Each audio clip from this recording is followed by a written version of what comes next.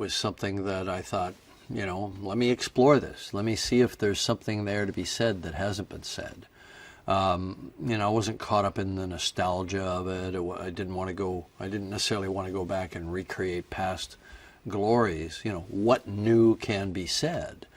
And I think we came up with some fresh ideas. The one idea that did propel me was this idea of the Terminator evolving to a new level that we haven't seen before. And by the Terminator, I mean not the new guy, who's obviously a new creation, new powers, that sort of thing, but the Terminator we know and love, which is Arnold's Terminator, the T-800. Now, he's a character that just keeps coming back, you know, relentlessly as this kind of phoenix. You know, you destroy him and he comes back. But obviously it's a different one, right? So you have to buy into this conceit that there are a number of identical Arnold-based Terminator T-800s from the Skynet future that are sent back through time to do various missions. And to see how they each turn out differently, to me, was kind of intriguing. So one is programmed to kill. Remorseless, relentless. This was the first guy, obviously. No conscience, nothing. The blankness of his affect. Completely inhuman, even though he's meant to be an infiltrator, which is the big joke of the whole thing, because Arnold doesn't exactly blend, you know. Then you've got the one that's designed, that's programmed for good. He's not innately good. He's programmed to be good. He doesn't even really want to be good. He'd rather kill people because it's simpler, and he's told not to, and he kind of resists it. And that's kind of, there's a little kind of ironic dark humor in movie 2 around that idea.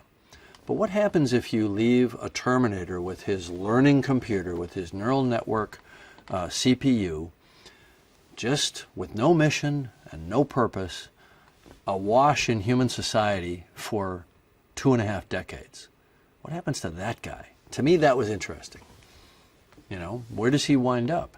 His job is to try to study, try to mimic human behavior to the extent possible, to parrot the way people speak, to learn. We saw it right in the first film, you know, the guy's yelling at him through the door of the hotel room, you know, and he's got a number of answers, and he chooses one, and he says it, and it works. The guy goes away.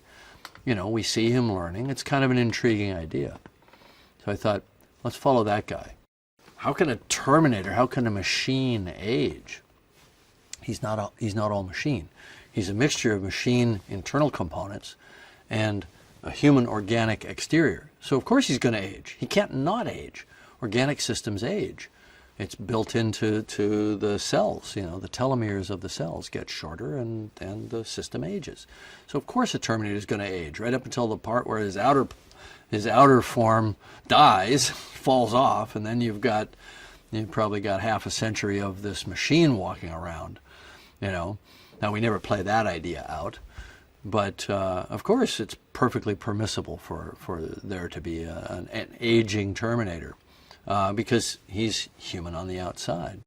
I would submit that Sarah Connor is not just one of the first great action heroes, that nobody has really lived up to that since then. There are actresses that have done the physicality that she did, certainly.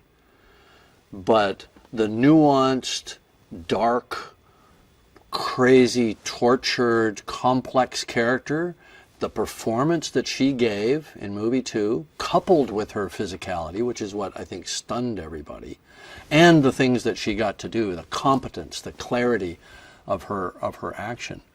I don't think anybody's done that since. So of course we want to see her come back.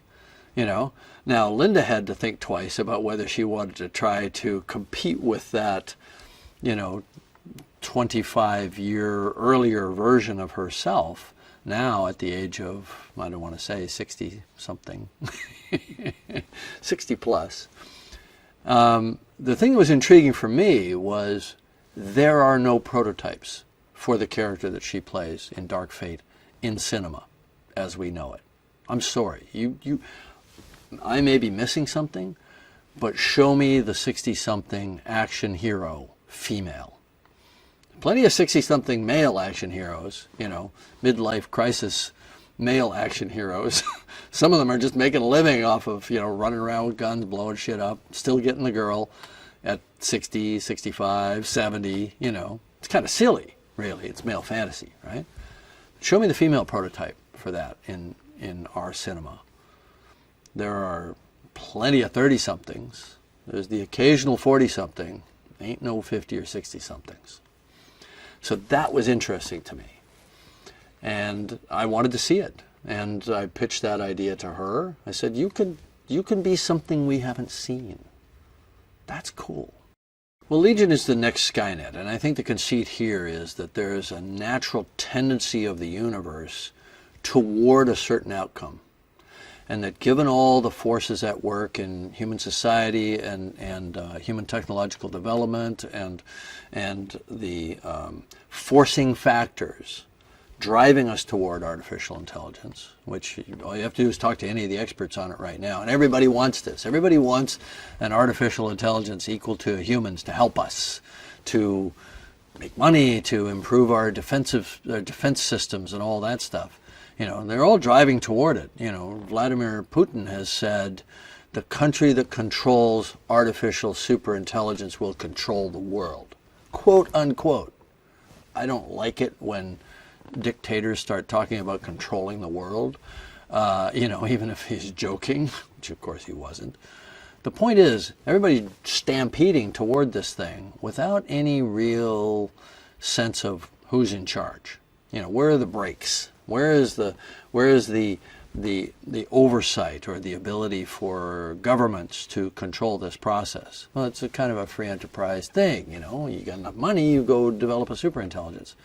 Nobody's running the show here.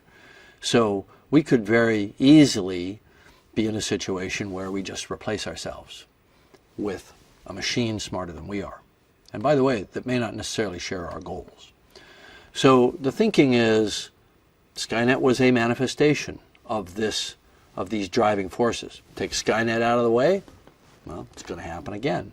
Take Legion out of the way, it's going to happen again. It's going to keep happening because the universe is driving in that direction relentlessly. So the question is, how do you resolve that conflict, that innate conflict? Either we're going to win, but by doing so we'll have to turn away from what we know and our technology and so on and go back to some kind of dark age. The machines are going to win, in which case we're extinct, we don't have to worry about it. Or there's some other path. What's the other path? The Rev 9 is just a bunch of writers sitting in a room talking about the things they want to see. And I said, well, what if you had an endoskeleton with the liquid metal over the outside? And what if he fell off a motorcycle at 90 miles an hour and hit a chain link fence and all the liquid flew off? And all of a sudden there's an endoskeleton standing there and he's still coming after you. That'd be cool. You know, well, that scene's not in the movie, but something very much like it is. And I think Tim said, well, what if it's not an accident? What if they can divide on purpose? One can take this car, one can go on foot, they can fight independently, they're in constant communication. So that's a more formidable foe. So that's the path that we took. They can divide by choice. I think it would be great if audiences sort of asked themselves what their individual impact on the world might be. You know, which is why the Terminator said, do you believe in fate or do you believe that we change the future every second with the choices that we make? I love that moment for Arnold's character in this film. So we should all walk out of that movie and ask ourselves, you know, are we making the future every second with every choice that we make? Hell yeah, we are. So make good choices, you know, and value yourself. Value yourself and the impact that you have on the world, on the people around you. It's a butterfly effect, right? The choices that we make emanate outward, and through time may take on huge importance.